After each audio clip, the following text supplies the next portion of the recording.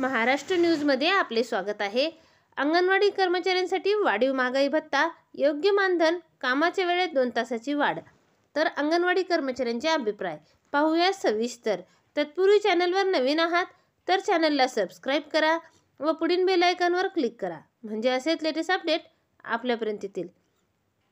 सरकारकडून वाढीव महागाई भत्ता जारी करण्यात येत असला तरी तो मिळवण्यासाठी अनेक अटी घालण्यात आल्या आहेत।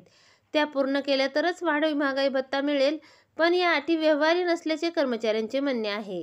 यामध्ये खुजी, स्थूल आणि लठ्ठ मुलांचे प्रमाण कमी करणे अशी एक अट आहे। राज्य सरकारने आता अंगणवाडी सेविका, मदतनीस यांच्या कामाच्या वेळेत 2 तासाची वाढ करण्याचा निर्णय घेतला आहे।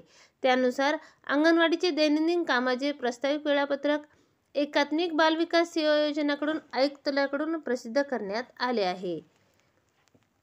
त्यानंतर प्रास्ताविक वेळापत्रकावर अंगणवाडी कर्मचाऱ्यांकडून अभिप्राय मागवण्यात आले आहेत।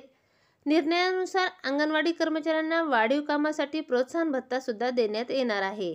मागील काही महिन्यापासून या कर्मचाऱ्यांना नियमित मानधन मिळत नाही, त्यातच कामाचे तास वाढले आहेत। त्यासाठी सरकारकडून वाढीव भत्ता जारी करण्यात येत असला तरी तो मिळवण्यासाठी अनेक अटी घालण्यात आल्या आहेत।